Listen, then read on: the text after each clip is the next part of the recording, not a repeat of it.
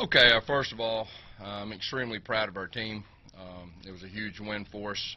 They seized the moment. We talked about this being a great opportunity for us, and our guys seized the moment on the field. I'm very proud of our fans. I mean, our fans were off the charts the whole game and really helped us win this football game. A couple keys, going into the game that we felt like we had to do to win is stop the run, and we did that. I think they had 46 yards rushing. Hats off to our defense against one of the better rushing teams in college football. And then we talked about we had to run the football, and we felt like we had to run for 200 yards plus, and we ran for 237. Kerryon Johnson, I mean, I've been saying it for a couple of weeks. He's one of the best running backs in the country, if not the best. He proved it tonight, and he needs to be in the Heisman talk. And very proud of him, not just rushing, but he had a big reception too, and he does a lot of different things in protection. We started out the game, I think we had to kick 3 field goals. We got in the red zone, and that was a tough start. And then we started getting some momentum. We hit a couple big plays, and then we got the second half. And in the fourth quarter, I just felt like, we really won the line of scrimmage on both sides of the ball. Big win. It puts ourselves in a really good position to play for the SEC West here in 2 weeks. I'm real proud of our team. Questions? What changed since the second half of the LSU game? Come together. First of all, that was an extremely tough loss. And when you face adversity, you either get better from it or you fold your tent. And our team got better from it.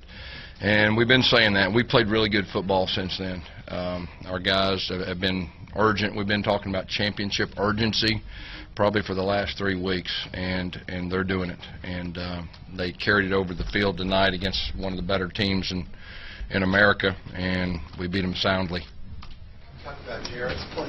Yeah, Jarrett played great. Early on, I mean, they got some guys that can really get after the passer. We had a little trouble protecting the first couple drives, and then things settled down. We were able to run the football and mix it up a little bit, and real proud of Jarrett. And he had the running touchdown. I thought that was big, and when he runs it just enough, I think it changes everything. You like his decision-making, especially these last 2-3 weeks with the RPOs and everything, and throwing directly. We saw the blitz coming through directly at the blitz for the screen pass. I thought he did a great job. You see his quick release, and those are on him. I mean, and he just has to have the instincts, and he's doing that. I'm very proud of our offensive line. I need to say that too. I mean, Darius James tried to play again. Mike Horton wasn't. He was probably 85%, and so we had 2 of our other guys in there, and against a very, very good defensive front. I think they came into the game one of the better rushing defenses in America. You just alluded to it, but for Kerryon to have that much success against the 5th-ranked rush defense in the country, what does that say about what he's been able to do now? Well, like I said, Kerryon's not just, I don't know if there's a better running back out there. I'd like to see it, but he's one of the better players in college football, and he's proved it time and time again what he means to us. I'm proud of our offensive line, too. They imposed their will on them in the second half. Gus, all year you talked about getting better, but did you see this coming? Well, we knew we were a good team. We knew that. We had some growing pains early. Obviously, this is a team that's light years away from the one week 2. Then the second half, LSU, we had some adversity. Things happened. We didn't respond great. And we've continued to get better. And I've said it before, the top teams in the country this time of year, they find a way to get better. Very few teams can get better. I feel like we did tonight. Now, we still got a lot in front of us, but tonight we played very well. Going back to KJ for a minute, because he topped 1,000 yards for the season tonight. That's the 9th running back to do it since 2009. You've had a lot of them. Where does he start to stack up against the Petways and Trey Masons and Cam? I think it's kind of yet to be seen, but he's in that conversation, and I think we usually have. I think we've had a 1,000-yard rusher every year I've been here, and he fits in that mold. But we'll wait and see at the end. I'll be able to answer that a little better. Gus, they walked the ball down the field, made it 7-0. Yeah, it almost looked like the defense had to make an instant adjustment, and then where they hit us. You're gearing up for the run, and then they hit us on the little play action, the crosser, and we kind of lost him. And that was a big play, and give them credit. They're a good team. They've trashed everybody else they played, up front, and then running backs have ran wild through pretty good defenses. And, we settled down. We talked about we're going to have to weather some storms. And, after that, but we settled down and we stopped that run, and we were getting them before they got going. When say about your defense to be able to bottle up and shove in Michelle the way they did? I mean, we got one of the best defenses in the country, and they proved it again tonight. And we may have played our best game up front. I mean, we've been very good up front all year, but they took on the challenge, and they controlled the line of scrimmage. I mean, like I said, 46 yards before the game. I don't think anybody would have predicted that. Coach, Darius Slayton, that guy who was committed to Georgia, not before signing day, committed to Auburn, had a tremendous game tonight. But, you know, in your eyes, the transformations he made from last year to this year, how key is he on the team? Yeah, you know, he got rolled up there in the first quarter. I don't know if you saw that, but he got rolled up, and we were a little worried about his ankle, and so he wasn't 100% the way he finished. But he made the play down there when he rolled in the end zone. He's made explosive plays for us, you know, when he's been healthy, and he's starting to come on. He can really run. Yes, you put Kevin Steele up for the Broyles again, and with this kind of performance against that rushing attack to hold him to 46 yards, and what he's done all season again, but to do it on an even bigger stage. Yeah, he needs to be in the final, so there's no doubt about that. You know, and he did it last year too. Coach, you talked about going into the game, leading the moment, the opportunity, but to actually see them play up to that moment. What was that like? Yeah, it was special, you know, and you know, it felt really good tonight. I mean, it felt like it's coming together. Like I said, our crowd was unbelievable, and our guys gave them something to cheer about, and it was just it was a good win. It was a good win and a good night. How much was defense? Yeah, third down defense was really good. Yeah, third down defense was really good. You know, we weren't great on third down on offense. That was probably the negative.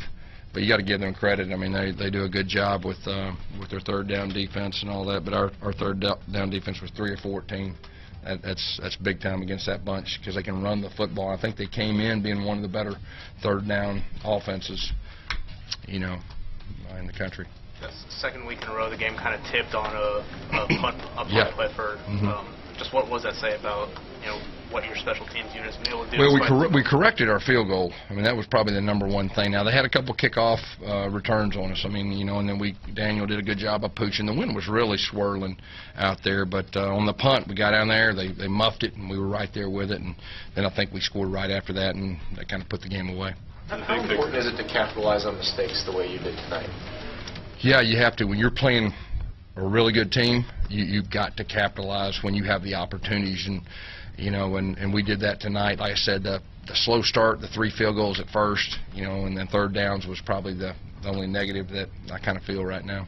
How long does it take for a coordinator to get comfortable with what his quarterback can do as far as Chip and Jarrett? Yeah, I think it takes a little bit, and you got to keep in mind that Jarrett played 4 games before he got here, and I know everybody was, you know, and we talked about he just needs experience, and he can make all the throws. He's got a quick release. His decision making was really good, and you know, Chip was just finding out information about him early and about our team.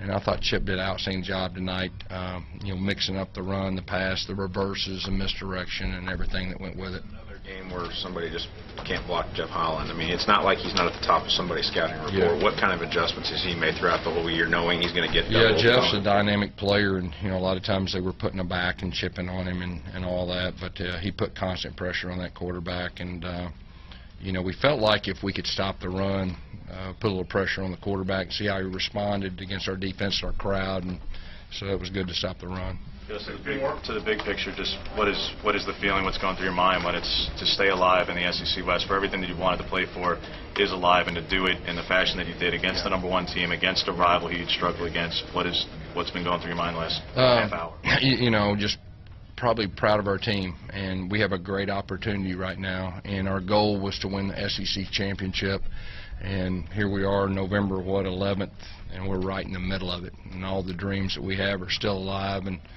you know, after the LSU game, I said it's not the end of the world, and what I meant by that is we still control our own destiny, and we still do that, and we beat a very good team handily at home.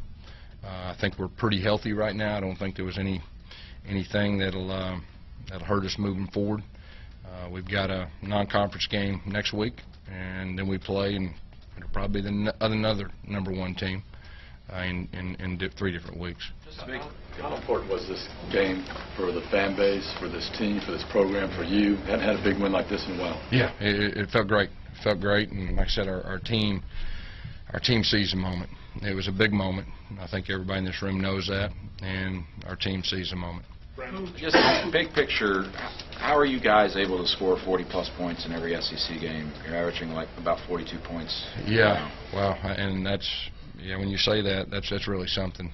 I think it's just we're balanced. We can run the football, our vertical passing. We've been pretty efficient with that, and we're playing with pace. All right, Coach. Thank you.